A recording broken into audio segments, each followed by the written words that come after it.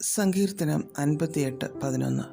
ഭൂമിയിൽ ന്യായം വിധിക്കുന്ന ഒരു ദൈവമുണ്ട് നിശ്ചയം എന്ന് മനുഷ്യർ പറയും. ജീവനുള്ള ദൈവത്തെക്കുറിച്ച് നാം പറയുമ്പോൾ ആ ദൈവം ദൂരത്തെവിടെയോ ഇരിക്കുന്ന ഒരാളായിട്ടാണ് നാം ചിന്തിക്കുന്നത്. എന്നാൽ സദാസമയവും നമ്മുടെ കൂടെയുള്ള ഒരു ദൈവത്തെയാണ് വേദപുസ്തകം നമുക്ക് കാണിച്ചു തരുന്നത്. നമ്മുടെ ജീവിതത്തിൽ പലപ്പോഴും പലതും സംഭവിക്കുമ്പോൾ നിങ്ങൾ വിളിക്കുന്ന ദൈവം നിങ്ങളെ വിടുവിക്കാത്തത് എന്ത് എന്നുള്ള ചോദ്യങ്ങൾ ചോദിക്കുകയും ഇത്രയും പ്രാർത്ഥിച്ചിട്ട് എന്തേ മാറ്റമൊന്നും കാണുന്നില്ലല്ലോ എന്നൊക്കെ പരിഹസിക്കുന്നവർ നമുക്ക് ചുറ്റും കണ്ടേക്കാം. എന്നാൽ ദാവീദിനെതിരെ ശത്രുക്കൾ ആഞ്ഞടിച്ചപ്പോൾ, ദുഷ്ടന്മാർ എഴുന്നേറ്റപ്പോൾ ദാവീദിനെ വിടുവിക്കുവാൻ ജീവനുള്ള ഒരു ദൈവമുണ്ടെന്ന് തെളിയിച്ചതാണ്. അത് നമുക്കിവിടെ മനസ്സിലാക്കുവാൻ സാധിക്കുന്നു.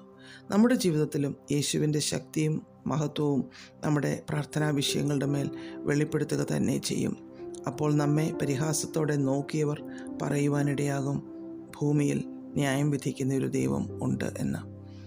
എബ്രായർക്ക് എഴുതിയ ലേഖനം 11:6 നാം ഇങ്ങനെ വായിക്കുന്നു: ദൈവത്തിൻ്റെ അടുക്കൽ വരുന്നവർ ദൈവമുണ്ട് എന്നും തന്നെ അന്വേഷിക്കുന്നവർക്ക് പ്രതിഫലം കൊടുക്കുന്നു എന്നും വിശ്വസിക്കേണ്ടതല്ലയോ?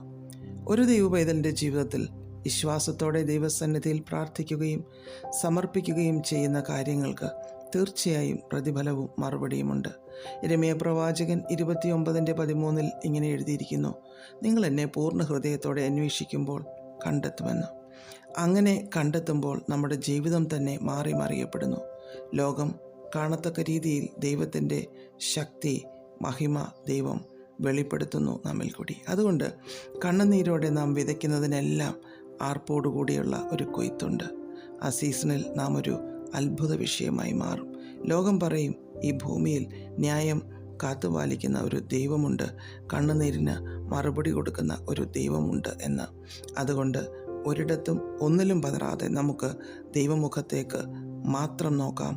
ദൈവം തൻ്റെ മഹത്വം നമ്മുടെ ജീവിതത്തിൽ വെളിപ്പെടുത്തും. പ്രാർത്ഥിക്കാം.